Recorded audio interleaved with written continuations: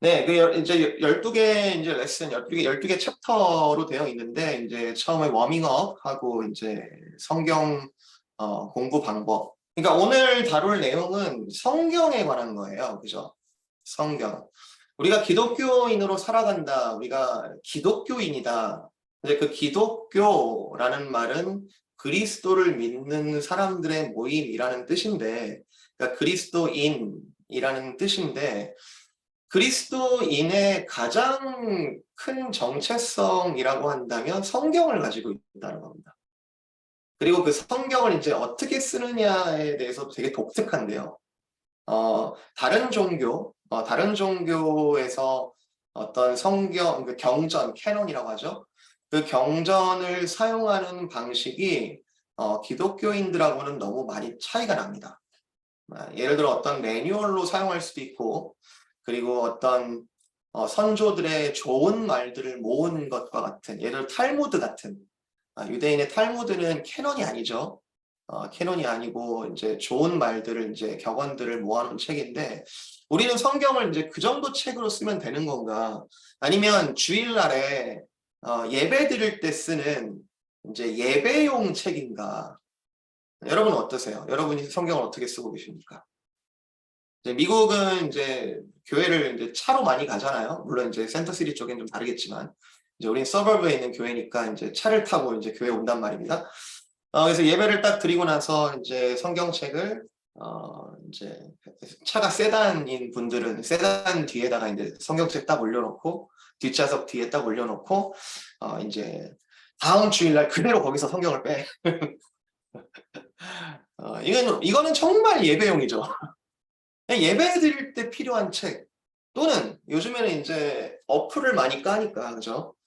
이제 핸드폰에 이제 성경 어플들은 이제 내가 교회를 다니는데 성경 앱 정도는 하나 갖고 있어야 되지 않나? 이제 이런 마인드가 있고 어플을 이제 다운로드 해가지고 성경에 갖고는 있는데 주일날에만 이렇게 이제 오픈을 하는. 그래서 이제 요즘에는 좀 성경 찾는 부담도 많이 줄어들었어요. 성경을 그냥 서칭하면 되니까. 근데 예전에는 이제 성경을 찾는 것도 이게 쉽지가 않아서, 뭐, 예를 들어서 갑자기 성경을 어디 찾는 경우들이 딱 있잖아요. 그런 경우에 이 성경이 어디 있는지 이제 헷갈리니까, 이 성경이 어디 있는지를 먼저 좀 확인하고, 이렇게 했던. 저희 어릴 때는, 여러분 그런 경우 있는지 모르겠지만, 저희 어릴 때는 그런, 뭐랄까, 컨테스트가 아니라 이렇게 막 그런 선생님이 그런 거 했었는데 어디 빨리 찾는 사람 막 선물 주고 뭐 마태복음 20장 뭐 8절 그래서 빨리 찾는 사람이 먼저 읽으면 막 선물 주고 막 안 하셨어요 그런 거? 그러니까 말씀이 그런 모든 액티비티의 목적이 뭐냐면 말씀이 그리스도인들에게는 삶이라는 그 자체죠. 그만큼 가깝게 여기는 사람들이라는 거죠. 어, 자, 한번 말씀 한번 찾아볼게요. 신명기. 여러분 오늘 성경책 다 갖고 계시죠? 신명기 6장.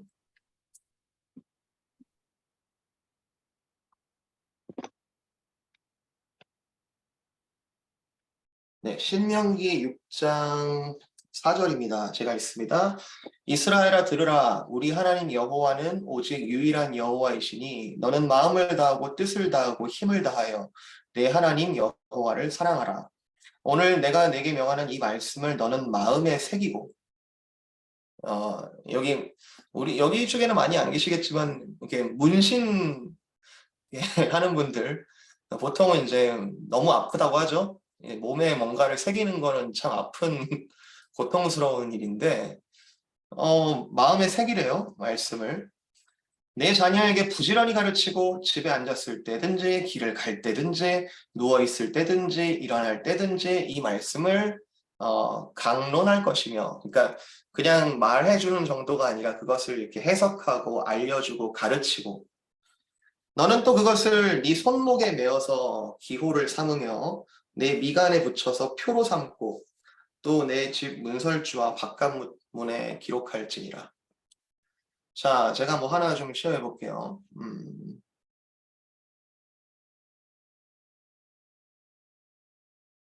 음.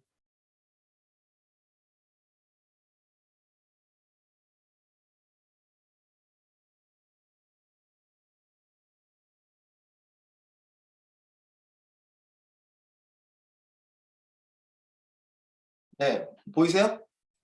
사진 하나 보이죠? 예. 이게 유대인들 조금 이제 보수적인, 조금 더 이제 문자 그대로 성경을 이제 좀 믿는, 유대인들도 스펙트럼이 굉장히 다양해요. 좀 리버럴한 주의시도 있고, 굉장히 컨설베이티브한 이제 주의시도 있는데, 지금 뭡니까? 팔에 이렇게 뭔가를 맸죠? 그죠? 그리고 이제 자세히 보면 이제 이마에 이렇게 조그만한 이제 상자가 있어요. 어, 이게 신명기 6장 말씀을 그대로 한 거예요, 그대로. 너는 말씀을, 그러니까 저 가죽끈에는 말씀이 새겨져 있고요. 저 미간에 있는 이제 상자 안에는 이제 말씀, 조그만한 종이가 그 안에 들어가 있습니다. 어떤 말씀이 적혀져 있냐면 이 말씀이에요. 신명기 6장. 너는 그것을 내 손목에 메고 기호를 삼고 내 미간에 붙여서 표로 삼고 그리고 이제 9절에 보면은 내 집 문설주와 바깥문에 기록할지니라. 주이시들 집에 보면은 대문에 보면은 대문에 들어가는 이제 문가에 보면은 조그마한 상자가 있습니다. 그게 이제 문설주에다가 이제 말씀을 이렇게 집어넣는 자그마한 박스가 있어요. 네, 이것도 이 말씀 그대로 하는 거예요. 그러니까 유대인들은 지금 어떻습니까? 이게 너무 문자적이지 않냐, 이럴 수 있지만, 뭐 이렇게까지 해야 돼? 라고 할 수 있지만, 적어도 유대인들은 말씀을 어느 정도로 생각하고 있냐면, 이거는 우리 라이프다. 이건 우리 삶이야. 이거는 뭐, 부인할 수 없는 우리 삶이야. 여러분은 말씀을 어느 정도로 이제 생각하고 계십니까? 말씀이 여러분에게는 어느 정도로 새겨져 있는지. 뭐 저도 이 부분에 대해서는 뭐 목회자는 뭐 좀 달라야 되지 않나. 예스 앤 노인데요. 말씀을 어떤 가르치고 해석하고 강론해야 된다는 차원에서 저도 달라야겠죠. 그렇지만 저도 한 사람의 그리스도인으로서 말씀을 사랑해야 되는 의무로서는 여러분과 그렇게 다르지 않습니다. 그리스도인들의 단 하나의 정체성은 여러 가지 보여지는 모습들이 있겠지만 단 하나의 정체성은 하나님의 말씀을 사랑하는 자라는 거죠. 그래서 우리가 이번 강의 속에서 기독교의 기초라는 부분을 여러 가지 이제 띠임을 가지고 얘기를 하겠지만 뭐 구원, 성령, 기도, 뭐 교회, 뭐 은사 여러 가지 이제 여러분이 궁금해하시고 조금 기초를 잡아가면 좋겠다라는 띠임이 있겠지만 제일 먼저 우리가 기초를 삼아야 되는 것은 이 하나님의 말씀이 나에게 어떤 책인가 거기서부터 시작을 해야 될 것 같습니다. 실제로 신학교에서도 이제 하나님에 대한 지식 그리고 그런 것들을 공부하잖아요. 신학교에서. 그러면 제일 먼저 하는 이제 과목이 뭐냐면 성경론이에요.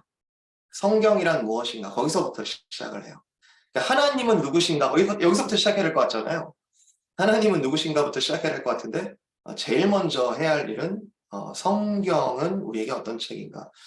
그리고 여러분 잘 아시는 웨스트민스터 신앙고백서, 뭐 소요리 문답, shorter catechism, 뭐 larger catechism에 보면은 제일 먼저 나오는 것은 바이블에 대한 겁니다.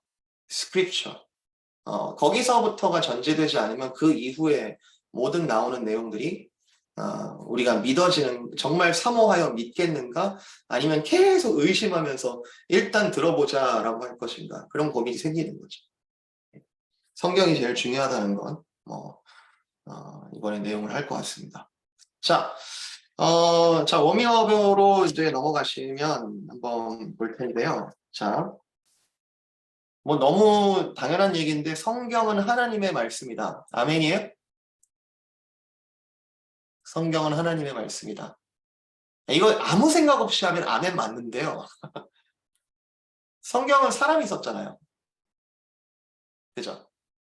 그것도 여러 사람들이 썼잖아요. 그리고 여러분 그런 설교 혹시 들어본 적 없어요? 뭐 한글 성경이 이거는 좀 번역이 좀 잘못돼서 뭐 이런 표현들을 좀 많이 들어보셨죠?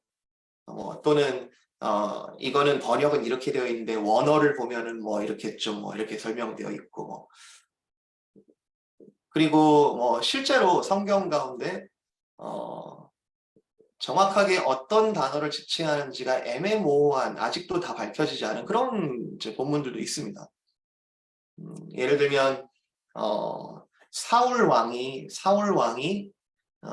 이제 사무엘 사무엘 하에 이제 사무엘 상에 이제 사울 왕이 이제 통치 기간에 대한 어떤 숫자가 나오는데 그 숫자에 대해서 아직도 논란이 있어요. 이게 40년으로 가야 되는지 뭐 이렇게 4년으로 가야 되는 건지 뭐 그런 게 우리는 어떻게 성경이 그럴 수 있어? 라고 하지만 이 성경이 이제 내려온 어떤 역사적인 과정을 보면은 히브리어라는 것은 이렇게 우리는 4와 40은 숫자가 하나이고 두 개이니까 이거는 헷갈릴 리가 없잖아요. 근데 이게 히브리어로 보면은 이제 자그마한 이렇게 점 하나가 있고 없고 이런 차이란 말이죠. 하물며 뭐 지금 이게 뭐 우리가 100년 전에 기록된 기록물들도 제대로 이제 복원하려는 하는 데 있어서 노력을 하는데 이게 2000년, 3000년 전에 쓰여진 그 기록이 온전히 보존되는 것을 기대하는 게 참 쉽지가 않은데요. 그 가운데에서 이제 성경이 전해져 오는 가운데 여러 가지 오류 또는 이제 어, 그 당시에는 이제 카메라라든지 스캐너가 없으니까 실제로 이제 스크라이브 서기관들이 이제 카피를 했단 말이죠. 실제 손으로 그 카피를 할 때 뭔가 실수, 에러가 있었을 가능성. 여러 가지 성경에 대해서 이 하나님의 말씀이 있다라는 너무 쉬운 이야기가 학문적으로 볼 때 그리고 타 종교에서 하나님을 믿지 않는 사람들이 볼 때에는 여러 가지 실수가 많은 책처럼 보이기도 한다는 거죠. 여기에 대해서 여러분은 뭐라고 디펜스를 하실 겁니까? 여기 우리 지금 유스 친구가 하나 들어와 있는데 지금 우연히 저희 유스 친구가 하나 들어올 텐데 이제 아마 친구들이 그런 얘기 할 거예요. 친구들이 야, 그 성경 틀린 거잖아. 성경 뭐 이게 믿을 만한 거야? 이게 뭐 여러 가지 얘기할 수 있어. 나는 안 믿어지는데. 넌 믿어지나 보네. 오케이. 그러면서 it's up to you. 그래서 여러분은 하나님의 말씀이랑 어떻게 할까? 자, 이런 고민들에 대해서 우리가 여러 가지로 살펴볼 수 있겠지만 성경 안에서 뭐라고 하는가? 성경 안에서. 자, 베드로후서 1장 21절 이렇게 말합니다. 오직 성령이 감동하심을 받은 사람들이 하나님께 받아서 말하는 것이다. 자, 질문합니다. 성경의 라이터는 누구십니까? 성경을 기록한 라이터가 누구예요? 사람이에요? 하나님이에요?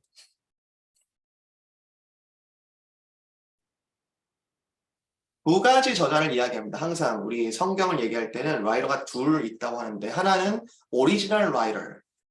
오리지널 라이터는 하나님이십니다. 하나님으로부터 온 말씀이기 때문에 원저자라고 얘기해요. 원저자. 오리지널 라이터.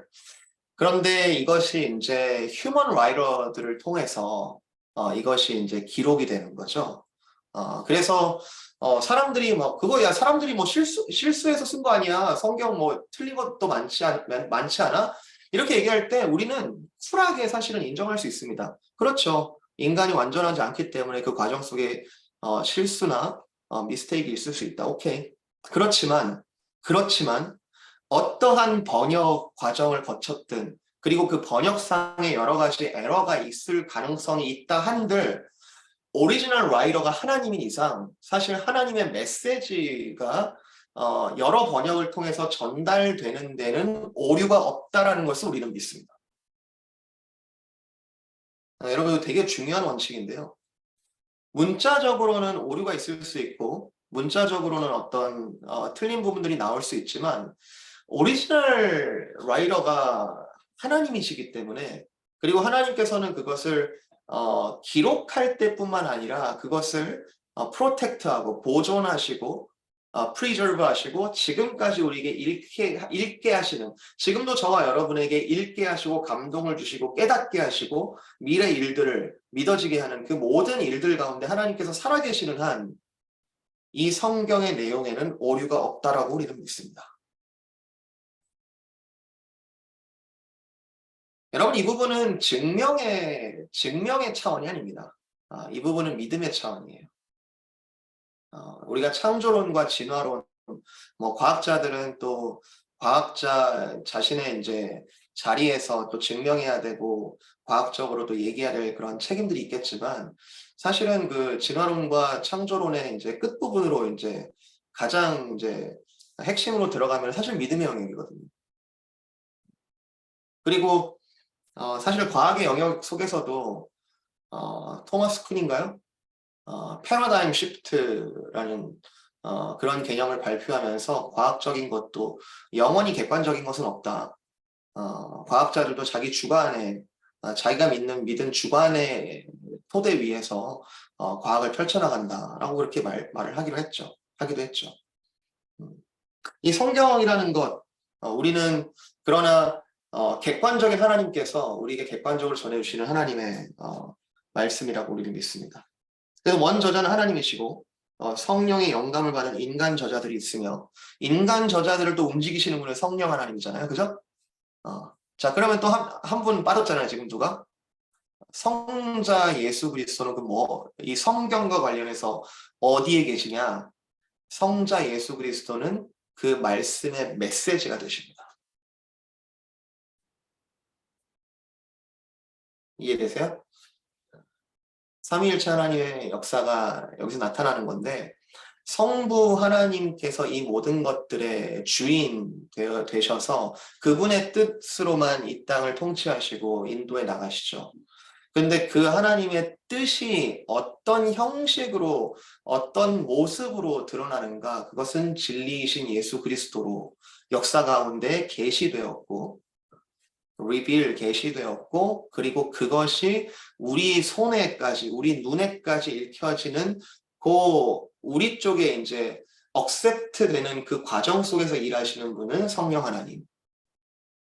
그러니까 우리가 지금 읽고 있는 이 행위도 사실 성령께서 일하시는 과정이고, 성경이 기록되는 그 과정 속에서 일하시는 분은 그 휴먼 라이터를 성령으로 영감하신 성령 하나님의 역사다. 그러니까 성경을 둘러싸고 있는 모든 영역에 있어서 사실 하나님의 개입이 빠지지 않는 책이다. 자, 이쯤 되면 좀 부끄럽죠? 주일날 이제 성경책을 이제 뒷자리에 놨다가 주일 이제 예배 때 다시 꺼내는 거는 어떤 행위일까요, 그거는? 하나님 모시기에는 어떤 행위일까요? 네. 자, 성경의 어떤 특징은 약 40여 명에 의해서 기록되었다. 기억나는 분 있어요? 성경 저자 중에?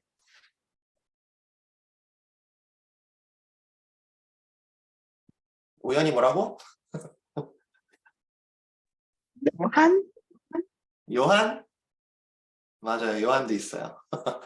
예, 우리 사도 요한, 어포스톨 존, 사도 요한도 있고요. 사도 바울도 있고, 또 누구?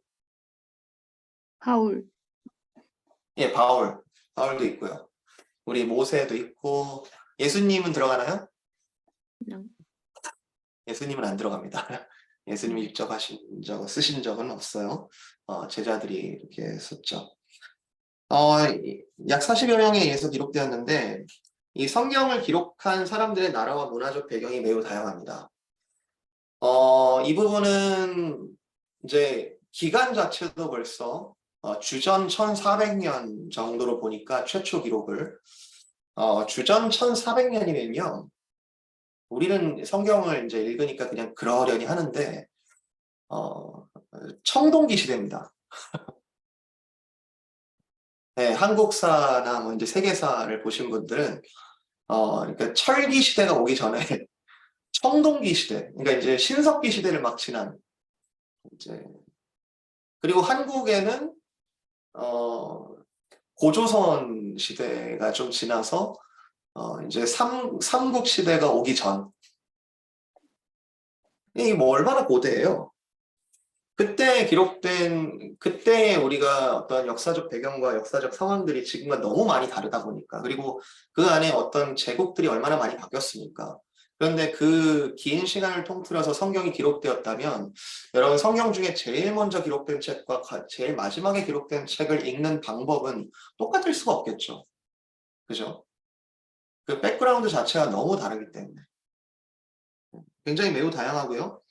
어, 주전 1400년부터 주 90년까지 기록되었다. 성경은 세 가지 언어로 기록되었다. 물론 부분적으로 이제 다른 언어의 단어들이 쓰인 경우는 있습니다만, 주로 구약 성경은 히브리어로 이렇게 기록이 되었고, 그리고 신약은 주로 헬라어로 기록이 되었는데, 이제 아람어가 좀 특이하긴 해요. 이 아람어라는 이 언어가 아라마이트, 지금의 시리아 나라에서도 쓰고 있는 단어입니다. 그러니까 현대에도 쓰고 있는 단어예요. 이 아람어가.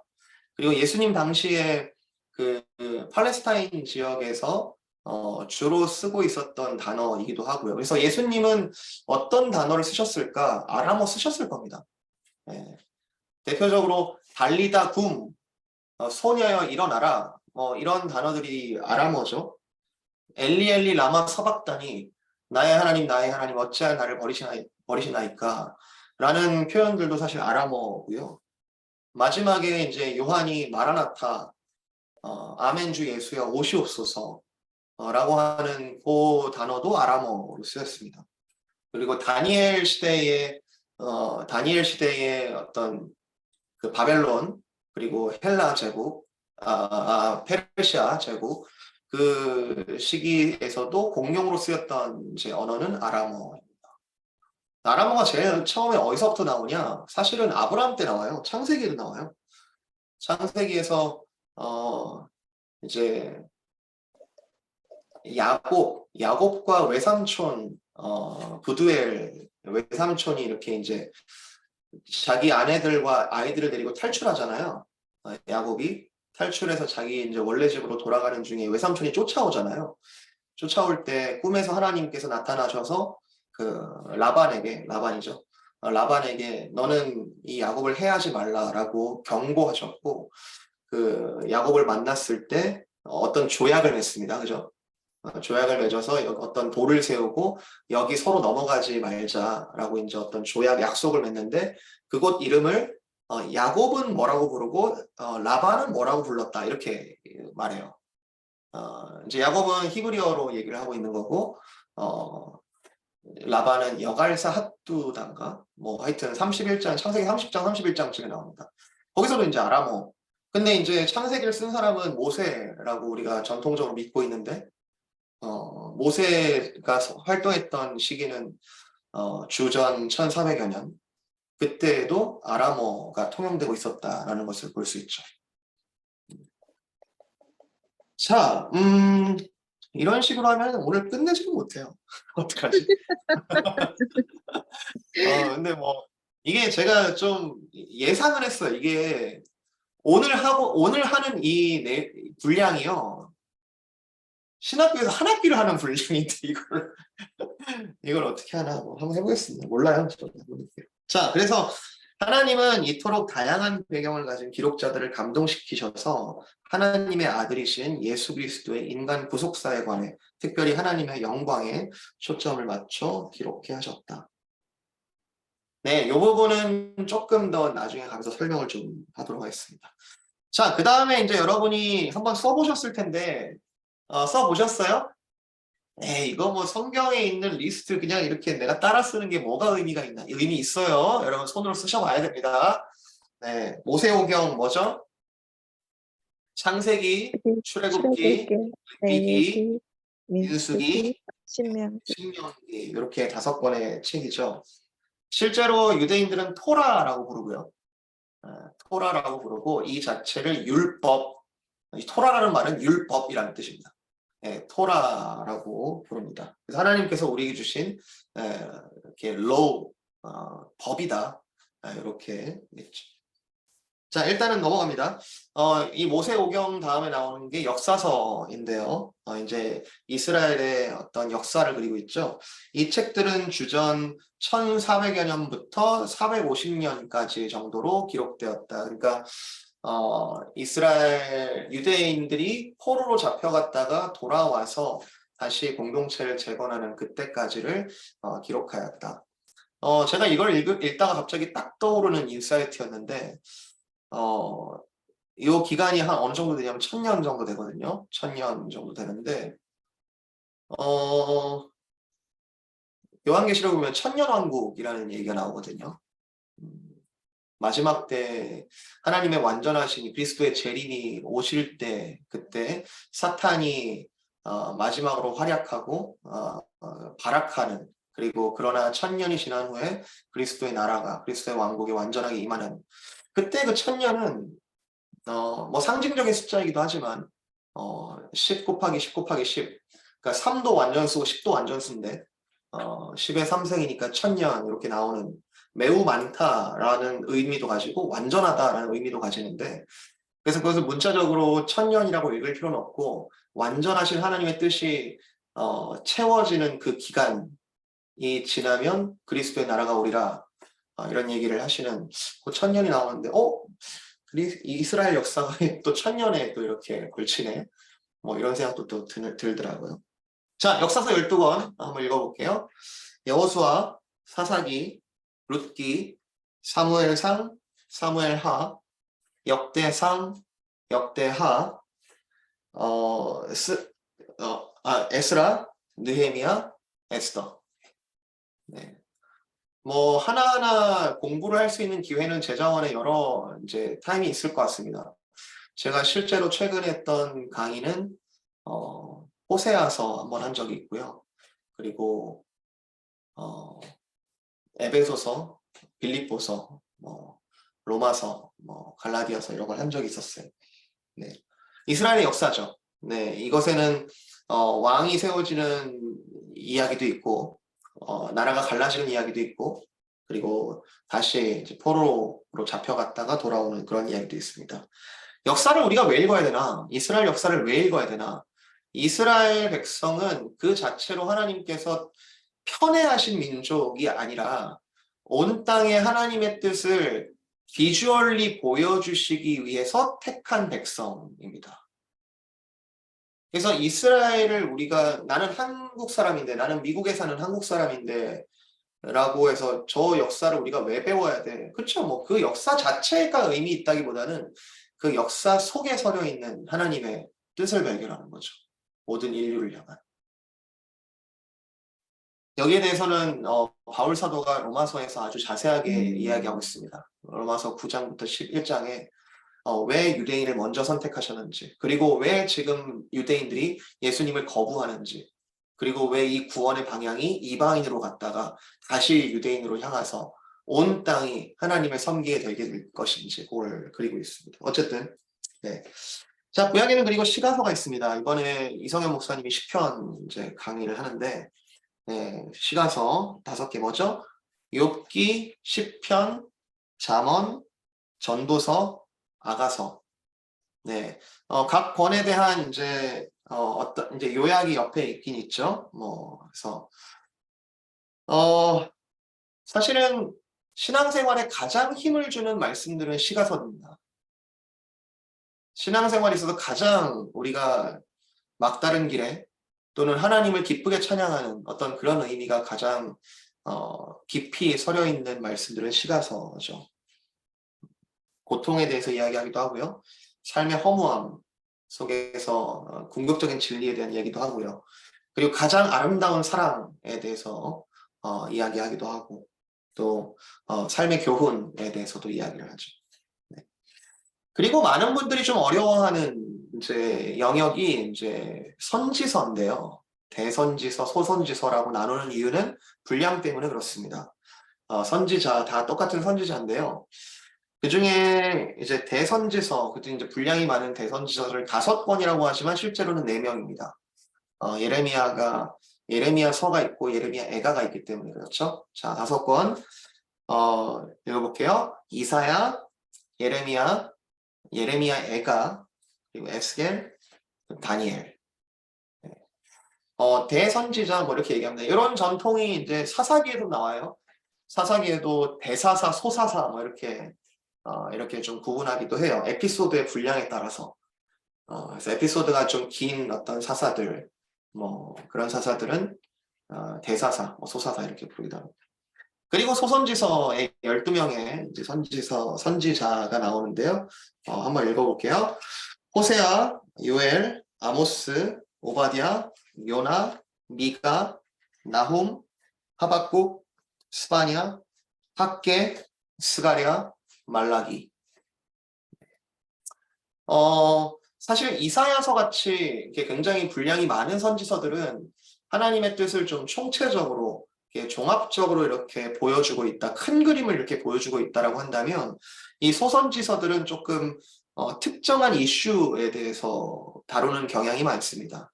예를 들어 여러분 너무 잘 아시는 조나, 요나서 같은 경우에는 이방인들의 구원에 대해서 이렇게 이야기하고 있죠.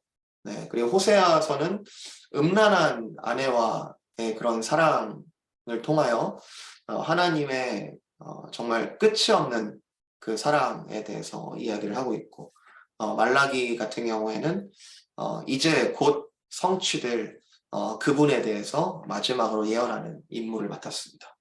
자, 이 모든 것들을 올드 테스타먼트, 오래된 약속, 옛 약속이라고 부르는 이유는 이 약속이 어느 한 분으로 인해서 성취되었다라고 믿기 때문에 그렇습니다. 유대인들과 그리스도인들이 나눠지는 지점이기도 하고요. 이 약속들이 한 분 메시아 예수 그리스도를 통하여 온전히 성취되었다라고 믿는 것이 그리스도인이죠. 그래서 그 전을 구약, 그 후를 뉴 테스터먼트, 신약이라고 부릅니다. 신약의 내용은 두 가지인데 하나는 구약이 컴플릿 됐다는 거예요. 구약이 피니시 됐다는 거예요. 그리고 구약이 모든 것이 완전하게 성취되었다는 거예요. 그분 안에서. 그래서 우리는 구약을 다시 읽을 때 주이시들과 똑같은 뷰를 가지고 읽지 않습니다. 지금 우리가 이제 넘버스, 민수기 지금 묵상 다시 들어갔거든요. 그죠? 지난주부터. 민수기 다시 묵상을 들어가는데 오늘 본문 같은 경우에는 제사법의 추가 규정에 대해서 이제 말씀이 있었어요. 이제 너희가 그 땅에 들어가서 하나님께 제사를 드릴 때 너희는 이러한 규정들을 추가해라.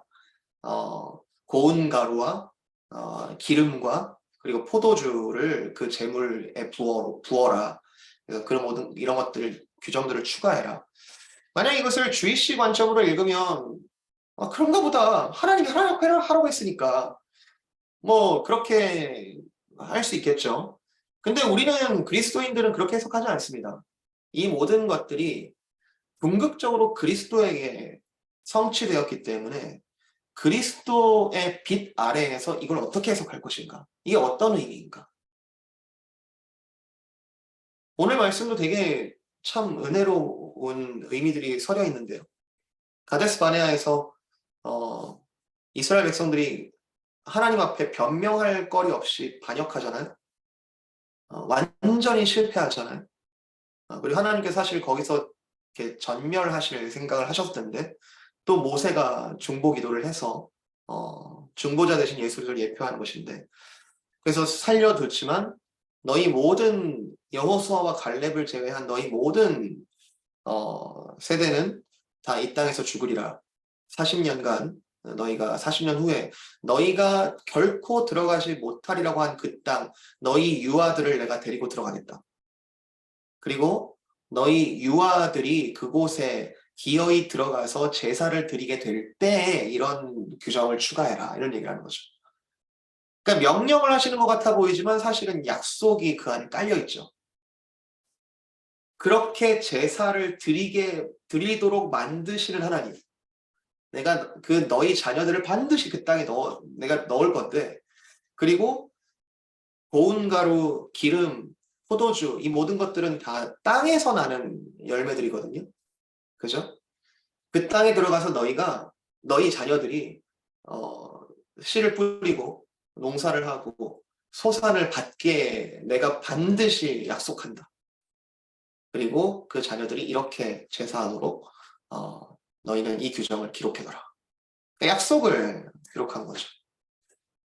이 모든 것들이 또 그리스도의 중보, 그리스도로 중보로 인한 새로운 생명, 남은 자 이런 어떤 개념들이 계속해서 서려 있는 거죠. 자, 신약은 그래서 예수 그리스도의 성취 그리고 동일하게 이제 이렇게 메아리 치는 건데 에코잉 되는 건데 그리스도가 오셨으나 그리스도께서 다시 오시겠다 약속하시면서 다시 오실 그분에 대한 약속을 우리가 새로운 언약으로 믿는다. 여러분 이거 오해하시면 안 돼요. 예수님 믿는다고 해서 다 해결된 게 아니에요. 우리의 지나간 어떤 옛 자아와 이 옛 자아가 십자가에 못 박혀 죽은 건 사실이나 이 모든 것으로 완성된 건 아닙니다. 우리는 새 언약을 기다리고 있습니다.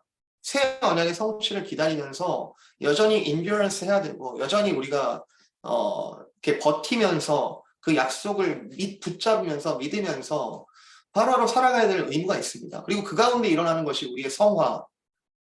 이번 주에도 말씀 나눴잖아요. 그러니까 그리스도인들은 다 이루었다. I'm done. 그냥 다 이루었다. 그 다 이루었다는 구약이에요. 구약의 모든 요구 그리고 너희의 죄에 대한 그 모든 것들을 내가 다 이루었다. 그러나 다시 살게 하신 그 이유는 새로운 미션, 새로운 약속에 대한 기대, 새로운 약속을 붙들고 살아가는 삶의 모습을 성경 계속해서 우리한테 이야기하고 있는 거죠. 이걸 도덕적으로 이해하시면 안 됩니다. 이거를 그냥 어떤 착한 사람이 되는 거야. 우리는 이제부터 난 새로운 삶으로 좀 착하게 사는 거야.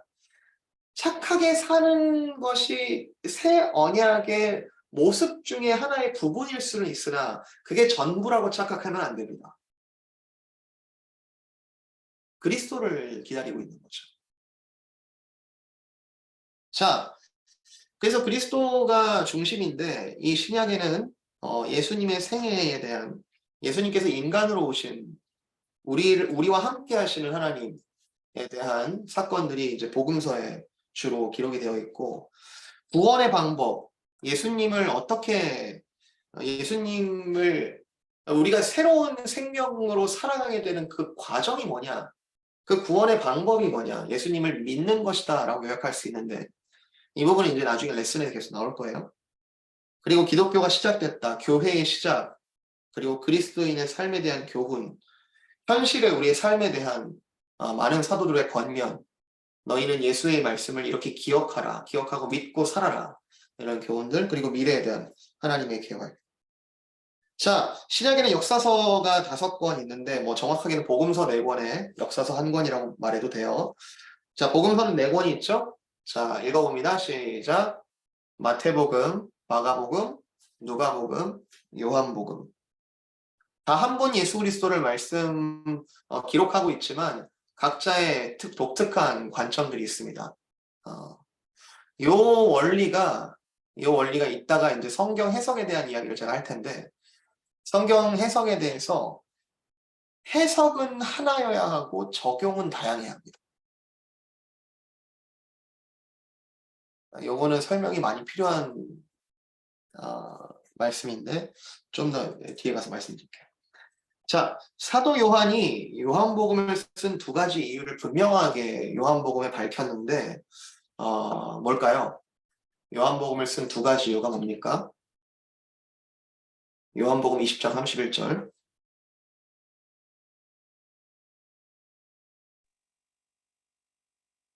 누가 한번 읽어주실래요?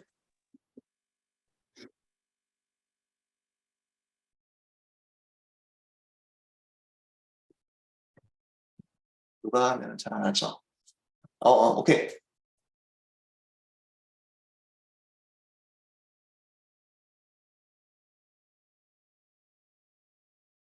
읽으시려고 여신 거 아닌가? 어,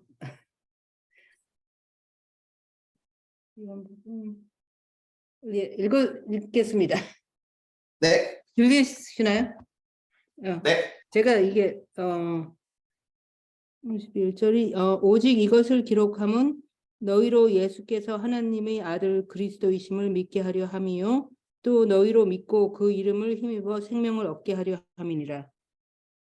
네, 사도 요한이 그리스도에 대한 기록을 남긴 두 가지 이유는 그분이 하나님의 아들 그리스도, 우리의 메시아이심을 믿게 하려는 것. 그리고 그 믿어서 어떻게 될 거냐? 믿고 그 이름을 힘입어서 생명을 얻게 하려고 아주 분명하게 저장 목적을 기록해 놨습니다. 그리고 그것이 어떤 이제 사도들의 역사 속에 이제 일어난 일들이 사도행전이죠. 사도행전. 초대교회 역사가 쓰여져 있는데요.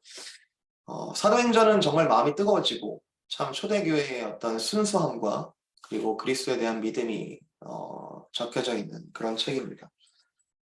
사도행전을 넘어가면 이제 서신서로 이제 묶어놨는데 이제 제일 많이 서신서를 쓴 사람은 바울이고요. 바울 서신을 보통 13권 이렇게 이야기를 합니다. 물론 학자들은 뭐 여러 공격들을 하지만 이 저자를 바꾸는 게 뭐 그렇게 믿음에는 큰 의미가 있는 것 같지는 않아요. 네. 자, 바울 서신 13권 한번 읽어볼게요. 로마서, 고린도전서, 고린도후서, 갈라디아서, 에베소서, 빌립보서, 골로새서, 데살로니가전서, 데살로니가후서, 디모데전서, 디모데후서, 디도서, 빌레몬서. 네. 네, 개별적인 설명은 하지 않겠습니다. 자, 그리고 나서 이제 일반 서신이라고 부르는 거는 바울 외의 서신, 바울 외의 사도가 썼다라고 믿어지는 서신이에요. 단 히브리서는 저자가 밝혀져 있지는 않습니다. 히브리서는 정확하게 누가 썼는지를 잘 몰라요. 자, 읽어볼게요. 히브리서, 야고보서, 베드로전서, 베드로후서, 요한 1서, 요한 2서, 요한 3서, 유다서. 네, 일반 서신은 쓴 사람의 이름이 적혀져 있죠. 그죠? 쓴 사람의 이름이. 근데 바울 서신들은 쓴 사람의 이름이 적혀 있는 게 아니라 받을 사람의 이름이 적혀 있거나 또는 받는 곳의 교회, 지역의 이름이 적혀져 있죠.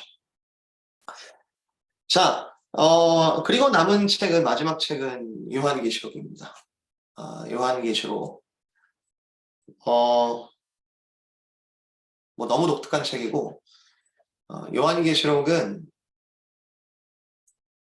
여러분 꼭 읽으셔야 되는 책이에요. 성경에 여러 가지의 관점을 주지만, 예를 들어서 복음서 같은 경우에는 여러분이 내가 뭐 마가복음, 누가복음, 요한복음 많이 안 읽었는데 마태복음만 많이 읽었어 해도 커버가 되거든요. 예수님이 어떤 분이시다라는 게 일단 커버가 되거든요. 근데 요한계시록은 대체할 책이 없어요. 요한계시록은 이 성경의 전체의 구속사를 마무리하고 마지막을 그려주는 책으로서 창세기도 대체할 책이 없잖아요. 근데 요한계시록은 상대적으로 이 그리스도인들에게 종말적인 에스카톨로지컬한 그런 관점에 물 주는 가장 근본적인 책임에도 불구하고 그것을 읽지 않았을 때 우리의 그리스도인의 신앙생활이라는 것이 굉장히 현세적인 그리고 오늘을 사는데 내가 그리스도를 어떻게 이용해 먹을 것인가 라는 부분에 초점되기가 쉽습니다. 근데 그리스도는 이제 요한계시록 1장이죠. 어제도 계시고 오늘도 계시고 영원토록 계시는 분. 그분에 대한 어떤 종말적인 관점이 없으면 우리가 오늘에 매몰되기 쉽고 오늘 내 느낌에 따라서 하나님의 살아계심을 판단하게 되고 그런 경우들이 많습니다. 그래서 그런 면에서 요한계시록은 너무 중요한 책이라 할 수 있겠습니다. 물론 이단들이 너무 장난을 많이 쳐서 이제 어떤 해석이나 이런 부분들에 주저하게 되는 우리 어떤 두려움이 있는 것도 사실이지만 두려움을 이겨야죠. 예, 그리고 성령께서 이 요한계시록 또한 우리에게 뜻하신 바가 있어서 우리에게 주신 것인데 당연히 읽어야겠죠. 네, 자 그러면은 이게 이제 성경에 나타난 이제 예수 그리스도, 방금 계속 설명했습니다만 신구약은 모두 예수 그리스도를 중심 인물로 묘사하고 있다. 예수님이 하신 말씀이에요. 예수님이 그리스도께서 하신 말씀이 모든 모세와 모든 선지자의 글이 나를 향하여 있다. 이것 때문에 유대인들이 화가 났죠. 그리고 이것 때문에 예수님을 죽이려 했죠. 신성 모독이다. 어떻게 하나님을 네 아버지라 부를 수 있냐.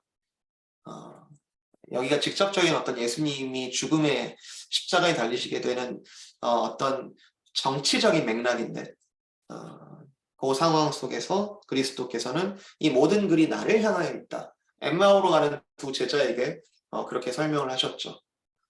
이 모든 것들은 그리스도에 관한 얘기하는 게 아니냐. 그래서 쭉 풀어주셨죠.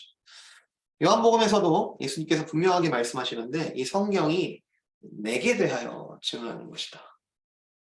그러니까 여러분 구약을 읽을 때 항상 여러분이 머릿속에 좀 의식적으로 생각하고 있어야 되는 거는 이게 그리스도 그냥 계속 의식적으로 되뇌이셔야 돼요. 구약을 읽으면서 이게 그리스도랑 무슨 관련이 있을까? 이게 그리스도에 대해서 뭐라고 말하고 있을까? 그리스도께서 이 말씀을 보신다면 뭐라고 말씀하고 계실까? 하나님께서는 곧 보내실 그리스도에 앞서서 지금 이 구약의 이러한 사건들, 율법들, 이 모든 것들을 왜 이런 형태로 주고 계시고 있을까? 어떤 게 클리어하고 어떤 게 베이가할까? 희미할까?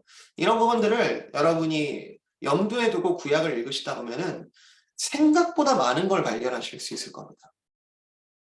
생각보다 많은 것. 자, 그래서 열쇠는 예수님이다라고 하는데 제가 영상 하나를 저번에 제가 금요기도회 때 한번 이렇게 보여드린 적이 있어요. 한번 보여드린 적이 있는데 여러분 20페이지를 펴시고 한번 성경 전체가 그리스도에게 어떻게 연결되는지 한번 보도록 할게요.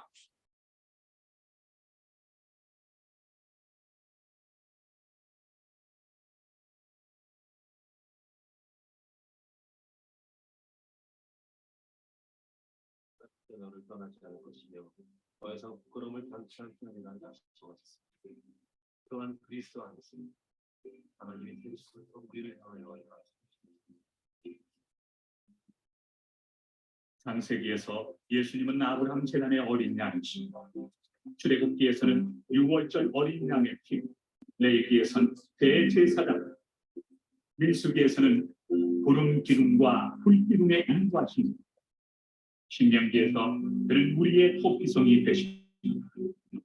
여호수아에서는 라합의 창문에 드리워진 구원의 붉은 줄, 사사기에서는 우리의 재판관, 룻기를 통해 그는 우리의 돕는 자 보아스로, 그리고 사무엘 상하에서는 말씀의 예언자가 되십니다.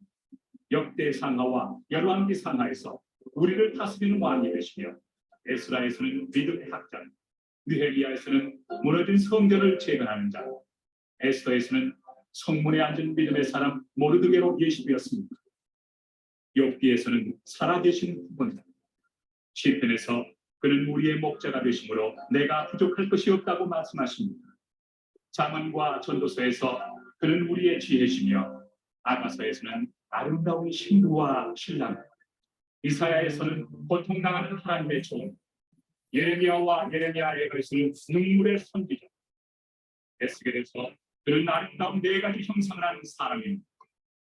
또한 다니엘에서는 타는 풀무 가운데서 네 번째 사람, 호세아는 그의 사랑과 영원한 신실함을 노래하며, 요엘에서는 성령의 이름으로 우리에게 세례를 주고, 아모스에서는 우리의 침진자, 그리고 오바댜에서 그는 우리의 구세주로 계십니다.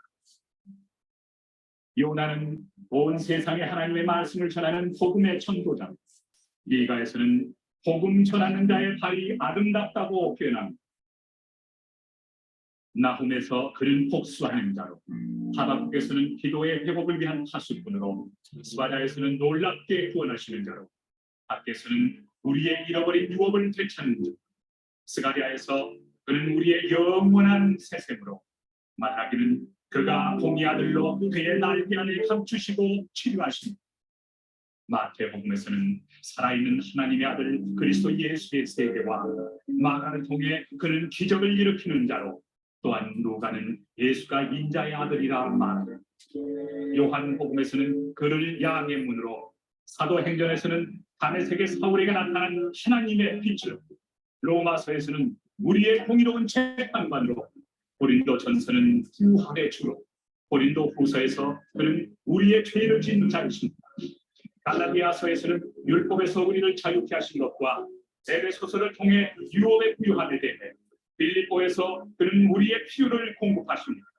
골로새서에서 그는 교회의 몸으로 이루어진 전체시며, 데살로니가 전후서에서는 거도실 왕으로, 디모데 전후서에서 그는 하나님과 인간 사이의 중보자로서 계십니다.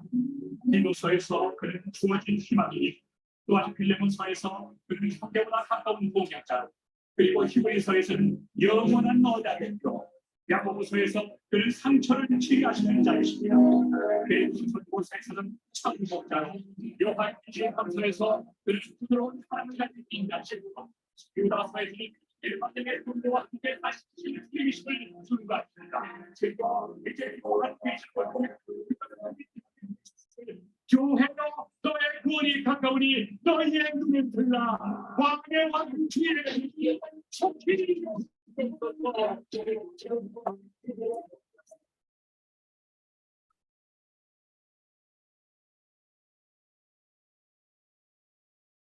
네,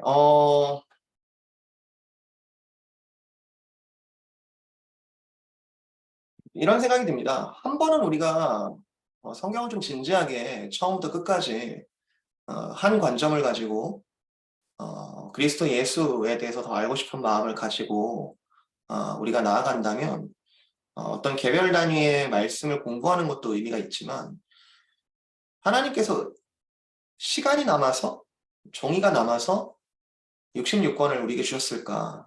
그건 아니잖아요. 처음부터 끝까지 우리에게 주시는 말씀, 그리고 아까 요한복음에서 요한이 이 글을 기록한 목적은 너희가 그분을 하나님의 아들 그리스도로 믿고, 그리고 그분 그 믿음으로 너에게 새 생명으로 살아가게 하기 위함이다. 이건 뭐 제가 더 설득할 게 아니라 지금부터 성경 읽어야 되지 않을까요? 네. 어떤 성경 가운데 그리스도를 사모하는 마음. 여러분이 또 그 마음으로 이번에 또 참석을 하셨겠지만, 네, 좀 좋은 동기가 되셨으면 좋겠습니다. 네, 성경을 읽는 방법에 대해서 여러 이렇게 물어보시는 경우들이 있는데, 왕도는 없지만 어떤 것도 쓸 수 있습니다. 네, 뭐 하루에 다 읽을 수 있냐? Why not? 1년 동안 나눠서 읽어도 되냐? 당연하죠. 아니면 뭐 조금씩 끊어서 뭐 같이 두세 사람이 모여서 같이 읽어도 되냐? 좋습니다. 집에서 뭐 엄마, 아빠, 또 아이와 함께 또 의미 있는 말씀들을 이렇게 읽어간다? 뭐 너무 좋죠. 중요한 건 이 말씀을 개인적으로만 내가 숨어가지고 큐티를 하는 그런 용도로 쓰는 게 아니고, 이 말씀은 선포되어진 말씀, 그리고 우리를 통하여 계속 당당하게 선포되어질 말씀이라는 거죠. 베드로 전서에 너희가 불신자들 앞에서 말할 것들을 미리 준비해라. 그리고 두려워하지 말고 그때에 너희에게 말하게 하시는 일의 성령님이, 그 전제 조건은 이렇습니다. 말씀에 젖어 있어야 된다. 그런 마음들을 좀 가셨으면 좋겠고, 수많은 어떤 믿음의 선배들이 이 말씀에 목숨을 바쳤고, 말씀을 전하려 애를 썼고, 선교사님들은 뭐 이거죠. 말씀 전하겠다. 이 복음 전하겠다라고 한 거죠. 자, 성경의 전달 과정에 대해서는 뭐 이 부분은 제가 자세하게 이렇게 설명하기는 좀 쉽지 않을 것 같은데, 하나 자료를 보여드릴게요. 한글 성경이 어떻게 번역되었는가 뭐 그냥 한 게 아닙니다. 뭐, 뭐 자세하게 뭐 제가 다 설명할 수는 없는데 뭐 처음에 구약 전서와 신약 전서가 70인여 그리스어 뭐 불가타 라틴어 뭐 이런 식으로 막 이렇게 해가지고 우리가 지금 쓰는 성경 어디 있습니까? 개역 개정판 여기 있죠. 이 과정 속에서 어떤 한국 기독교사의 이야기도 있고요. 뭐 일본어에서 이렇게 신약전서, 구약전서가 이렇게 들어오기도 했고, 또 이제 영어 번역도 굉장히 다양하죠. 킹 제임스 버전 여기 이제 나오고요. 또 우리가 많이 쓰는 이제 NIV, 또 뭐 ESV 이런 말씀들 이렇게 써 있습니다. 성경 번역이 여러 개가 있는데 여러분 그 성경 번역이 여러 개가 있지만 어떤 걸 읽어야 되는가 조금 더 건전한 성경을 읽는 것이 중요합니다만 사실 이것도 제가 드리고 싶은 말씀은 어느 번역을 읽든지 읽는 게 중요하다라고 사실은 말씀드리고 싶어요. 네, 그래서 ESV로 읽든 영어가 편하신 분들은 ESV로 읽든 뭐 NIV, 뭐 NLT 요즘에는 뭐 메시지 바이블도 많이 읽죠. 유진 피터슨 이제 개인이 번역하신 건데 뭐 다 좋습니다. ESV 우리가 지금 교회에서 쓰고 있는 ESV 성경의 특징은 이제 번역마다 좀 특징이 있는데요. 이제 NIV 같은 경우에는 New International Version이라고 해서 좀 영어를 쓰는 교회로서 어느 누구나 좀 액세서블하게 쓰도록 이제 의도된 번역입니다. 근데 그것도 조금 이제 어렵다라고 이제 느껴서 그런지 이제 조금 쉽게 번역하려는 시도들이 여러 개 있었고 가장 유명한 번역은 NLT, New Living Translation이 가장 유명합니다. 조금 더 이제 쉽게 이해할 수 있도록 쓰여졌고요. 우리가 지금 쓰고 있는 ESV는 English Standard Version인데 특징은 원어를 좀 있는 그대로 번역하는 것에 초점을 둔 번역입니다. 그래서 읽다 보면은 조금 이렇게 억울하거나 조금 이렇게 한 번 더 생각해야 되는 그런 어떤 구절들이 있을 수 있지만 그거를 이제 알기 쉽게 바꾼 게 아니라 있는 그대로 좀 원어에 가깝게 히브리어와 그릭에 가깝게 이렇게 번역한 버전이라서 성경적으로 볼 때는 굉장히 건전하게 번역된 그런 버전이라고 할 수 있을 겁니다. 한국어 성경은 사실 좀 할 말이 많은데 개역개정 성경이 이제 현대 한국어를 쓰는 사람들에게 좀 도움이 되도록 그렇게 이제 번역을 한 거긴 맞는데 많이 안 바뀌었어요. 그래서 사실 개역 한글 성경이 이제 1900년도 초반에 있었던 번역을 이제 해방을 맞으면서 6.25, 1950년대에 한번 이제 바꾼 번역이 개역 한글이고 이제 그것을 기본으로 해서 한 번 더 바꾼 게 이제 개역 개정입니다. 근데 너무 고어체 표현들이 많고 물론 이제 개역 한글은 가라사대 뭐 이런 표현들 우리 그런 말 안 쓰잖아요. 이제 그런 표현 쓰는데 이제 개역 개정은 다 이르시되 뭐 이런 말로 많이 바꿨고요. 그럼에도 불구하고 이제 요즘 청소년들이 이해하기는 참 쉽지가 않습니다. 뭐 체휼하다 이런 말 얘네들이 알까요? 아니? 모르겠지? 뭐 공괴하다 뭐 이런 말 쉽지는 않습니다. 네. 그러니까 한자를 많이 안 쓰는 이제 세대가 됐기 때문에 그래서 요즘 여러 시도들이 있는데 이제 쉬운 성경은 이제 한국의 합동교단에서는 공인 성경으로 이제 공인한 그런 성경이기도 하고 현대인의 성경, 세번역 성경 뭐 이제 여러 성경이 있는데 제가 좀 추천하고 싶은 건 여러분 좀 쉽게 성경을 읽기를 원하시는 분들에게 추천하고 싶은 거는 우리말 성경입니다. 다른 것보다 훨씬 낫다 이런 차원보다는 좀 소리내서 읽을 때에 읽는 맛이 좀 있더라고요. 다른 것보다. 이건 제 개인적인 의견입니다. 네. 다른 번역들도 잘 됐지만 좀 읽었을 때 좀 이렇게 읽는 맛이 좀 나는 이제 그런 이렇게 우리말 성경 뭐 그렇게 말씀드릴 수 있고요. 한국어로 된 성경 여러 가지 있어요. 조선어 성경이라는 것도 있어요. 북한어로 번역된 성경도 있어요. 예, 오마니께서 뭐 어떻게 뭐 아까 제가 하나 찾아놨는데 한번 보여드릴까요? 아,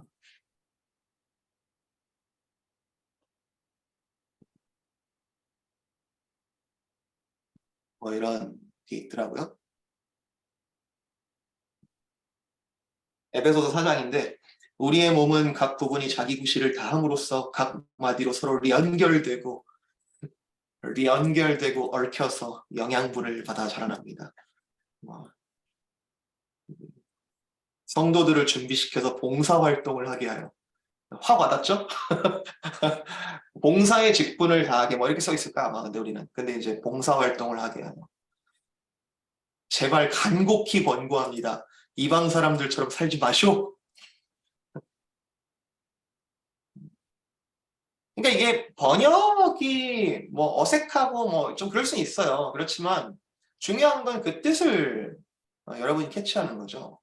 여러분이 캐치하는 데 있어서 도움이 된다면 저는 뭐 그렇지만 이제 예배를 드릴 때는 사실 우리가 한 성경을 읽는다는 차원에서 지금은 이제 개역 개정을 사용하고 있는 것은 맞습니다.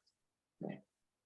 자, 여기까지 혹시 질문이나 혹시 코멘트 있으시면 네, 혹시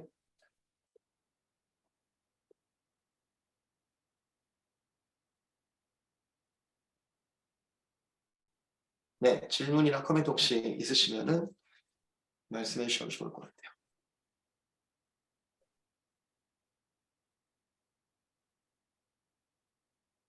너무 쉽죠, 지금? 너무 당연한 얘기인 것 같죠? 자, 오케이. 그러면 레슨 1 좀 간단하게 들어가 볼게요. 자, 성경 공부 방법에 대해서 조금 얘기를 나눌 텐데요. 여러 방법이 있고 또 저는 뭐 12가지로 나눠서 설명한 책들도 본 적이 있는데 이 교재에서는 대표적으로 5가지 성경 읽기 방법을 최소한 이거라도 좀 하면 좋겠습니다 라는 차원에서 좀 이렇게 설명을 좀 하고 있습니다. 보면은 5가지 뭐를 얘기하냐면 듣기, 읽기, 공부하기, 암송하기, 묵상하기 네, 여러 개 이제 나오는데요. 24페이지 보시면 성경을 알아야 할 이유에 대해서 여러분 찾아보셨을 것 같은데 답 적어 오신 분 한번 얘기해 보실래요?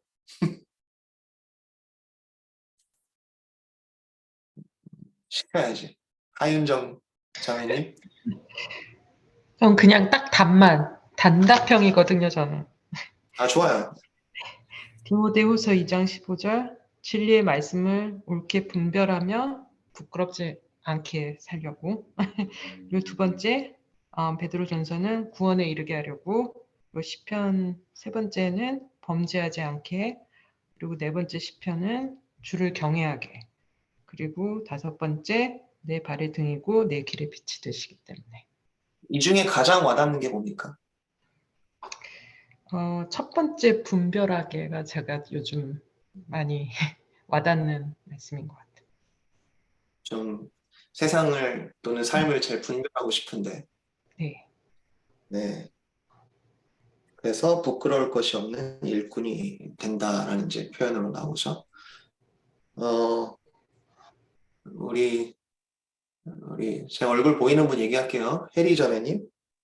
해리 자매님 요 5가지 중에 혹시 나에게 좀 강조되어지는 포인트가 있다.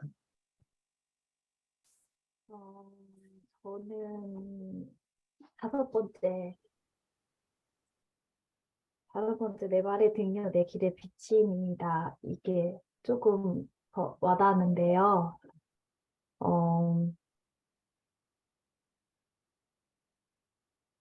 좀 세상을 살아가면서 이렇게 뭔가 어둠 속에 살아가고 있는 것 같은데 그 안에서 빛을 잘 찾아서 빛의 길로 잘 가야겠다 이런 생각이 들었습니다. 네, 감사합니다. 여러분 각자의 다 포커스들이 있을 거예요. 내가 성경을 읽고 싶은 이유, 성경을 읽어야겠다라고 생각하는 이유, 여러 가지가 있을 텐데 다시 한번 강조드리고 싶은 것은 바로 밑에 문장이죠. 우리는 성경으로 충분하기 때문에 성경을 공부한다. 성경에 답이 있다라는 거를 우리는 믿고 갑니다. 성경에 답이 있다. 학문을 하시는 분들 또는 이제 어떤 비판적 사고에 이제 익숙한 분들은 그러니까 요즘에 또 사실 이렇게 학문을 하는 방법론 중에 하나가 당연하다고 생각하는 거를 일부러 의심해보는 이제 그런 방법들을 많이 쓰는 것에 익숙해져 버려서 그리고 남들하고 똑같은 것을 극도로 싫어하고 나만의 차별성이 굉장히 중요한 시대다 보니까 어떤 모두가 예스 하는 부분에 괜히 이제 아니지 않을까? 난 좀 다르게 생각하지 않을까? 뭐 이런 생각이 있는데 아까 말씀드렸죠. 성경 해석은 하나여야 하고 적용은 다양해야 합니다. 그러니까 한 분 하나님으로부터 오는 말씀이 진리라고 하는 기본 전제가 없이 우리가 말씀을 적용한다는 것은 사실은 불가능한 이야기고요. 그리고 이 하나님의 말씀에 있어서 지금도 다 이야기하고 있는 것이 바른 길로 인도하게끔 바로 밑에 나오죠? 디모데후서 3장 16절 모든 성경은 하나님의 감동으로 된 것으로 하나님의 감동으로 됐다는 거 아까 워밍업에 다 했고요. 이것이 교훈과 책망과 바르게 함과 의로 교육하기 유익하다. 자, 교책바위 이렇게 외웠는데 교훈과 책망과 바르게 함과 의로 교육하기에 유익하다. 그러니까 이거를 지금 우리가 믿겠냐라는 지금 질문 앞에 서 있는 거죠. 나는 과연 하나님의 감동으로 된 이 말씀에 대하여 나는 교훈으로 삼겠는가? 나는 이것을 나를 향하신 하나님의 책망으로 듣겠는가? 이게 나를 바르게 한다라고 나는 믿고 선택하겠는가? 그리고 정말 의로운 자 하나도 없다라고 로마서에서 고백하는데 그러나 주께서 나를 의로운 자로 만들어 가시는 게 충분하다라고 나는 믿고 나아가겠는가? 이 마음이 사실은 성경 공부의 방법에 제일 먼저 선행되어야 되는 부분이고요. 이 마음이 전제된다면 사실은 어떤 방법을 써도 하나님께서 역사를 하실 겁니다. 자, 여러분 다 믿는다고 생각하고 방법으로 넘어가서 듣기. 성경을 듣는 것에 대해서 여러분 이미징을 한번 해보시면 물론 요즘에는 이제 성경 듣기 앱도 있죠. 또 유튜브에서도 여러분 성경 이렇게 찾으면은 성경 읽어주는 그런 컨텐츠들 되게 많아요. 근데 이게 불과 한 20년 전에는 테이프 막 테이프 막 이렇게 성경 전집 막 해가지고 이게 CD로 이제 나중에는 바뀌고 나중에 MP3로 막 이렇게 하고 어쨌든 그 들으려는 노력들이 예전보다 많이 쉬워진 건 사실이고 그리고 성경 말씀을 듣는다는 것은 말씀 그대로 읽어주는 걸 내가 귀로 듣는다 뿐만이 아니라 말씀이 들려지는 모든 행위 전체를 통칭합니다. 대표적으로 여러분이 주일에 이제 설교자들을 통하여 말씀을 이제 전해 듣는 것, 그것도 듣기죠. 로마서 10장에 이렇게 써 있습니다. 그러므로 믿음은 들음에서 나며 들음은 그리스도의 말씀으로 말미암았느니라. 사실 앞뒤 문맥을 살펴보면은 바울이 이렇게 얘기해요. 아니 듣지도 못한 자가 어떻게 믿겠냐. 듣지도 못해본 사람들이 어떻게 믿겠냐. 그러니 하나님의 사람들이 하는 일들은 하나님의 말씀을 계속 말을 해주고 해석해주고 강론해주는 그런 일들이다.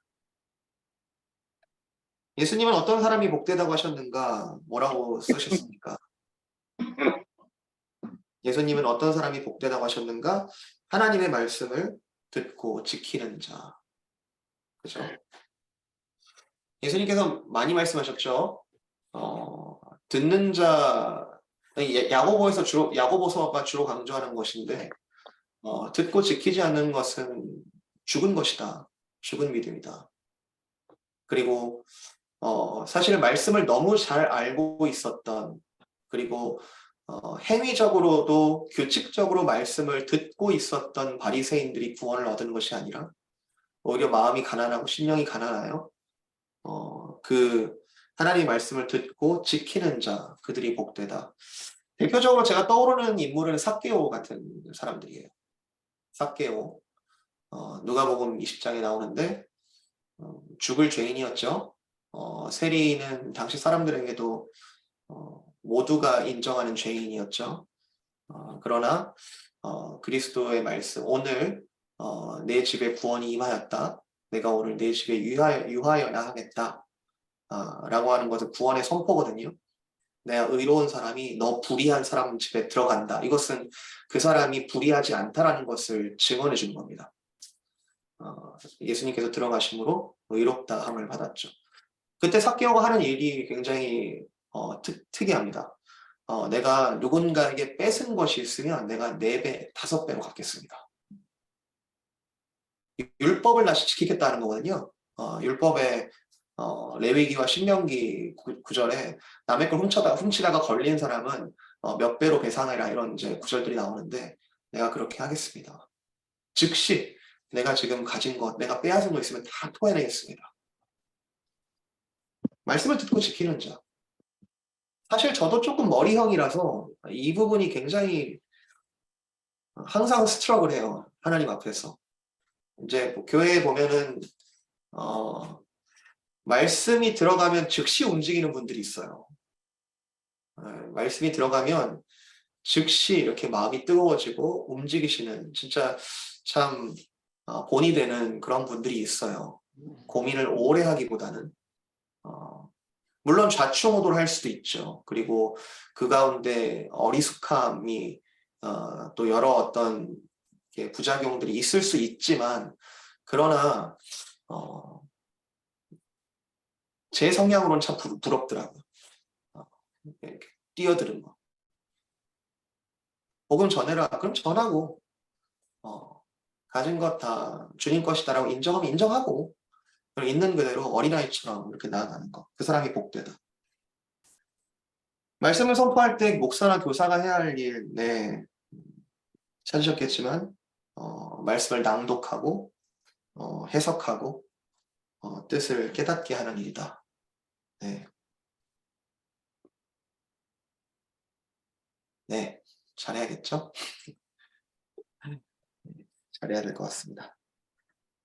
자, 듣기 중요하고요. 읽기의 부분이 나오는데 사실 듣기는 조금 적극적인 행위라기보다는 들리는 어떤 말씀의 소리들, 말씀의 메아리들에 대해서 귀를 기울이는 것, 귀를 닫지 않는 것, 좀 그런 일들에 가깝다면 읽기는 조금 더 적극적인 행위라고 할 수 있을 것 같아요.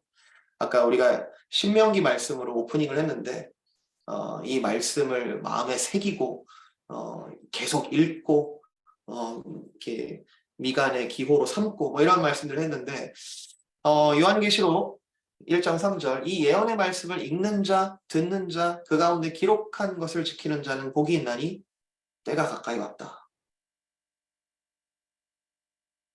여러분 성경 공부할 때 이거 되게 좋은 방법인데요. 위에 있는 이 말씀을 당신의 말로 풀어 써 보세요. 이런 이제 이렇게 질문이 있는데 여러분의 말로 이렇게 풀어 쓰는 거 진짜 좋은 말씀을 소화하는 아주 좋은 방법입니다. 혹시 하신 분 있어요? 요거 하신 분? 유영선 성도님 하셨을 것 같은데 사라졌어. 아니, 근데 뭐 별로 바꾸진 않았는데요. 그냥 말씀을 읽고 듣고 또 그 말씀을 지키면 축복을 받을 것이니 예수님의 제 이름으로 축복 받을 날이 멀지 않다. 그러니까 열심히 준비해야겠다. 준비하여. 너무 잘하셨는데? 너무 잘하셨. 네, 확 와닿는데요? 네. 맞아요. 네. 이렇게 지금 소화하는 거, 이게 적극적인 읽기인데요. 디모데에게도 읽는 것, 계속 집중하라고 했고, 한 가지 덧붙여 설명하면, 이제 사도행전에 집사님들을 세우는 이제 상황이 나오는데요. 이제 7 집사를 세우죠. 사도행전 6장인데, 그 7 집사를 세우게 되는 과정이 이제 예루살렘 교회가 너무 커지다 보니까 그 가운데서 죽어가는 사람들, 그리고 정말로 절실히 도움이 필요한 사람들에게 이제 구제, 호스피탈리티, 구제 이제 사역들을 이제 하는 게, 이거는 뭐 옵션이 아니죠. 교회의 당연한 일인데요. 그 일들을 사도들이 너무 주로 하다 보니까 좀 일을 나누는 차원에서 좀 집사들을 세우면 좋겠다. 이 집사는 하나님의 명령이라기보다는 하나님께 주신, 교회에 주신 지혜입니다. 그래서 이제 7 집사를 세울 때 사도들이 그런 얘기를 하죠. 우리가 하나님의 말씀을 제쳐놓고 이 일만 하는 것은 옳지 아니하니, 이렇게 집사님들을 세워서 집사들을 통하여 구제 사역들을 진행할 때 우리 사도들은 원래 주신 하나님의 사명, 기도하는 일과 말씀을 전하는 일에 전적으로 헌신하겠다, 이런 얘기를 하죠. 결코 일을 미루는 게 아닙니다. 교회의 여러 가지 일들 지체에 대해서 각 은사대로 하나님께서 맡기시는 그 과정 속에서 처음에 그렇게 세워진 것이죠. 그때 말씀 사역자들 또는 이제 그 2개의 순서를 보면요, 교회의 우선순위는 말씀 사역이 있다라고 볼 수밖에 없습니다. 그죠? 이거는 말씀 사역자가 더 높다는 뜻이 절대 아니에요. 그게 아니라 교회에서 가장 중요한 사역은 말씀에 대한 포커스죠. 여러분 사랑방 모임들 하고 계실 텐데 모르겠어요. 다른 우리 교역자들이 또 사랑방에 대한 어떤 여러 가르침들을 하실 텐데요. 제가 생각하는 사랑방의 핵심 목적은 말씀과 교제입니다. 말씀과 교제. 뭐가 더 우선하냐, 뭐가 더 어떤 시기적으로 뭘 더 좀 포커스해야 되냐, 뭐 그거는 케이스마다 다르죠. 하나님께 주신 때마다 다르고요. 어떤 사랑방은 조직된 지 얼마 안 돼서 우리는 조금 서로 알아가는데 또는 서로 필요를 채우고 서로 기도하는데 더 집중하겠다. 오케이, 좋아요. 그런데 가장 핵심적인, 교회의 어떤 모임이든 가장 핵심적인 것은 무슨 사역을 하든지 간에 이게 어떠한 말씀으로부터 비롯되었으며 어떠한 말씀이 우리를 이 사랑으로 강권하고 있으며 그리고 어떠한 말씀이 나로 하여금 이런 일들을 하게 하는가. 굉장히 직접적인 사역들도 있을 거예요. 뭐 예를 들어서 유스에서 교사를 한다든지 또는 진짜 저처럼 말씀 사역 자체를 이렇게 섬긴다든지 그런 일들도 있겠고, 또는 저도 이제 한때 많이 사역을 했었고 참 고차원적이고 종말적인 사역이다라고 느껴지는 사역 중에 하나가 음악 사역인데, 찬양과 음악 사역이 많은 음악 사역자들이 번아웃이 와요. 처음엔 되게 열심히 하다가 또 음악은 또 자기가 또 은혜 받는 게 있거든요. 그래서 굉장히 이렇게 즐거워하다가 이렇게 일정 시간이 되면 이렇게 번아웃이 와요. 왜 그럴까?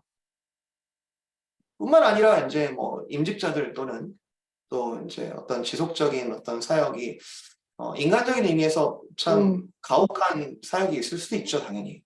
참 쉽지 않고. 그렇기 때문에 은혜가 계속 있어야 되는 거 아닙니까? 그죠? 그 과정 속에서 절대로 마치 성막에서 하나님께 드려지는 제단불은 영원히 꺼지지 않는 것처럼 계속해서 꺼지지 않아야 되는 어떤 우리의 그 사역의 중심은 사실 말씀이 있다는 거죠.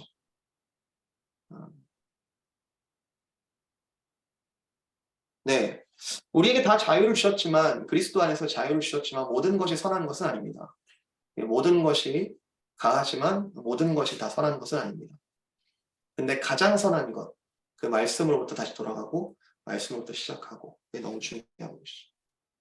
자, 복이 있대요. 이 말씀을 읽으면 복이 있대요. 저는 요한계시록 1장 3절을 풀어 써봐라 라고 할 때, 저는 이게 좋은 학생은 아니에요. 하여튼 하란 대로 안 해, 잘. 그래서 저는 떠오른 말씀은 사실 시편 1편 1, 2, 3절이거든요. 복 있는 자는 악인들의 길을 쫓지 아니하며 죄인들에게 서지 아니하고 오만하는 자의 자리에 앉지 아니하고 오직 여호와의 율법을 주야로 묵상하는 자로다. 복에 이제 순서를 뒤바꾸면 주야로 묵상하는 자, 그리고 그렇기 때문에 그 말씀의 지도를 받아 악인들의 자리에 앉지 아니하고 그런 것들을 싫어하는 자는 복 있는 자다. 이제 이런 역순으로 읽을 수도 있는데요. 그렇죠? 복 있는 자가 말씀에 집중하는 자, 또 말씀에 집중하는 자가 복 있는 자. 자, 뒤에 아주 그냥 대놓고 얘기하죠. 혹시 매일 성경 읽기를 하고 있지 않다면 마가복음이나 요한복음부터 시작하시오. 그래, 우연히 이제 마가복음부터 읽으면 될 것 같아요. 자, 시작하시오. 하루에 2장씩 읽으면 19주 내에 신약을 모두 읽을 수 있을 것이다. 네. 이게 여러분에게 격려를 주는 말인지 어떻게 들리시는지 모르겠는데 지금 교회에 이제 작년 1부 부부청년부 우리 여성분들이 이제 수요일날 성경 읽는 모임 조금 소규모로 이렇게 매주 갖고 있는데요. 지난해에 시작 다 읽었어요, 진짜로. 지난해 아이들 키우는 엄마들이 많아서 이제 방학 때 쉬고 이제 애들 학교 가는 그 시즌에 이제 수요일마다 모여서 조금씩 읽었는데, 네, 시작 다 읽었어요. 다 읽었고 그 가운데 저는 이 말이 딱 와닿아요. 19주 내에 신약을 모두 읽을 수 있을 것이다. 네. 역시 말씀이구나. 이거는 아무리 목회자가 성경 읽으세요 말하면 뭐합니까? 같이 읽으면 좋겠다 싶어서 같이 읽었던 거지. 자, 여기에 플러스 공부하기라는 부분인데 오늘 5가지만 딱 하고 마무리할게요. 공부하기, 우리가 듣고 읽기만 하면 되지 공부까지 필요한 걸까? 공부는 좀 특별한 사람들이 하는 거 아닌가? 목회자나 신학에 좀 특별히 관심 있는 사람들이 하는, 그리고 내가 한번 해봤는데 되게 디테일해가지고 은혜도 잘 안 되더만 이럴 수도 있겠다라는 제가 여러 가지 상상을 해봤습니다만 많은 경우 성도님들이 공부하는 가운데 특별한 은혜를 누리는 것들을 너무 많이 경험했습니다. 네. 기회가 있는 대로 여러분 말씀을 공부하는 시간이 있으면 여러분 참여하시면 좋겠고요. 베레아로 가서 믿음이 없는 유대인들에게 바울이 복음을 전할 때 그때 바울이 발견한 것이 베레아에 있는 사람들은 데살로니가에서는 바울이 굉장히 좀 혹독한 핍박을 받았어요. 데살로니가에서는 오래 못 있었거든요. 3주 만에 쫓겨났거든요. 근데 베레아에 있는 사람들은 참 너그럽고 간절한 마음으로 말씀을 받고 이것이 그러한가 하여 날마다 성경을 상고했다. 여기서의 상고라는 건요, 액티브한 어떤 지적 활동을 의미하는데요. 그러니까 선생님이 말하면 그냥 내가 듣는 건 내 자유, 안 듣는 건 내 자유 이렇게 하는 게 아니라 적극적으로 이 성경에 대한 의문을 가지고 참여하는 걸 의미하거든요. 제가 이번 이 제자원 이 강의도 제가 의도한 거는 사실 제가 일방적으로 하기를 원하지 않은 건데 또 이렇게 하고 있죠. 여러분이 하여튼 액티브하게 상고하시면 좋겠다. 굉장히 지금 단순한 질문을 던지고 있는 것 같아 보이지만 지금 나는 말씀에 대하여 너그러운가? 너그럽다는 건 뭐지? 내가 말씀에 대해서 간절하다라고 하는 건 뭐지? 내가 설교를 들을 때 최대한 예배 시간에 설교에 집중하도록 모든 어떤 세팅이나 환경이나 회중들의 마음이나 목회자의 준비나 이런 것들이 다 초점되어지지만 가끔씩은 이게 방해되는 경우들이 있어요. 영적으로 어떤 사탄의 방해인 경우들도 있고요, 실제로. 그리고 어떤 말씀을 정말 풀리 이렇게 적셔지는 데 있어서 여러 가지 방해 요소들이 생기기도 해요. 내 마음의 어떤 복잡함이라든지, 뭐, 그날따라 뭐, 예배당이 너무 덥다든지, 하여튼 여러 가지 어떤 방해하는 요소들이 많이 있을지라도 내가 말씀 그 자체에 대하여 마음이 너그러운가? 내가 정말 저 설교자를 통하여 설교자 자체를 숭배하는 거 아니죠? 설교자를 통하여 주신 하나님의 말씀을 경외하는 거죠. 내가 저 설교자를 통하여 주는 저 말씀에 대해 내가 간절한 마음으로 말씀을 받는가? 우리 우연히 명전사님 말씀을 그렇게 듣고 있어요? 저 이제 너그럽잖아요, 지금. 성경을 상고한다. 지금 되게 특이한 건 이 질문이 좀 특이하죠. 사도행전 17장 11절에서 베레아 사람들이 하나님의 말씀을 받아들일 때 보여준 두 가지 마음가짐은 무엇인가? 한글 성경에 의하면 이런 마음이 있는 사람이 이렇게 받았다, 이렇게 써 있는 것 같은데, 영어 성경에 보면은, 이게 순서가 뒤바뀌어 있는 것을 볼 수 있습니다. 하나님의 말씀을 들을 때, 그런 상고하는, 그리고 너그럽고 받아들이는 그런 마음들, 간절한 마음. 원인이기도 하고 결과이기도 하고, 복 있는 사람. 네. 뭐, 잠언에서도 이야기하고 예수님께서 말씀하시는데, 보물을 찾는 그 마음가짐이다. 예수님께서 말씀하셨죠. 공부를 하는 것은 보물을 찾는 마음가짐이다. 네, 성경 공부는 그저 성경을 읽는 게 아니고 성경 공부에는 세심한 관찰, 해석, 적용 과정이 포함된다. 읽는 것은 큰 그림을 보여주지만 공부는 읽은 것을 깊이 생각하게 하고 배우게 하고 생활에 적용하도록 돕는다. 자, 암송은 뭐 깊이 설명하지 않겠습니다. 암송은 특별히 고난 중에 빛을 발합니다. 그런 경험 있으시죠? 참 좋은 어떤 도구 중에 하나가 찬양인데, 말씀을 반영한 찬양 가사들이 많잖아요. 그죠? 말씀을 이렇게 모티브로 따서 이제 조금 패러프레이징한 그런 말씀들, 이렇게 찬양 가사도 있지만 어떤 경우는 말씀 그 자체를 그냥 가사로 쓴 이제 찬양들이 있는데 그 찬양들이 훨씬 더 기억하기가 쉽죠. 자연스럽게 이제 메모라이즈 돼 있는데, 우리가 특별히 어려울 때, 참 고난 중에 정말 내 지금 앞에 등불이 빛이 필요한 그때에 어떤 말씀, 찬양 한 구절이 그리고 그 찬양에 반영되어 있는 말씀 한 구절이 우리를 살리는 정말 말 그대로 생명이 되는 그런 경험들이 있죠. 여러분 암송하고 계시는 말씀 있으세요? 태초에 하나님 천지를 창조하시냐 말고요. 네, 말고 아브라함과 다윗의 자손 예수 그리스도의 계보라 말고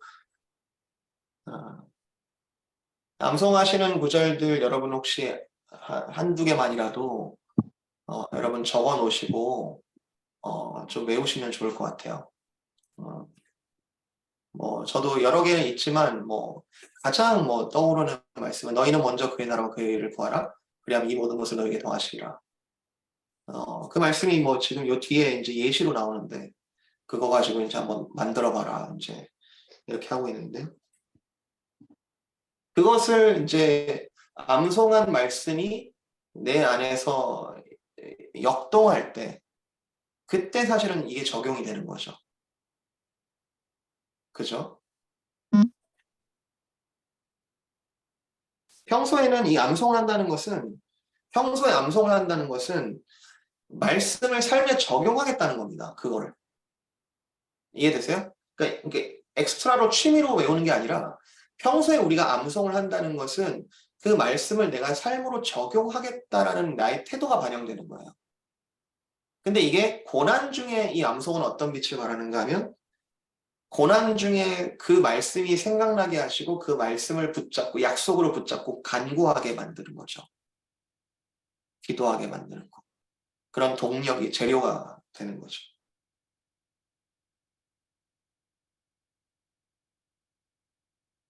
실생활에서 본문을 적용하면 암송이 더욱 쉬워진다. 뭐 이런 말씀. 그러니까 우리 어린아이들 지금 어와나 하잖아요. 우리 교회에서 어와나가 암송하는 프로그램인데 진짜 그때 외웠던 것은 안 잊어버리죠.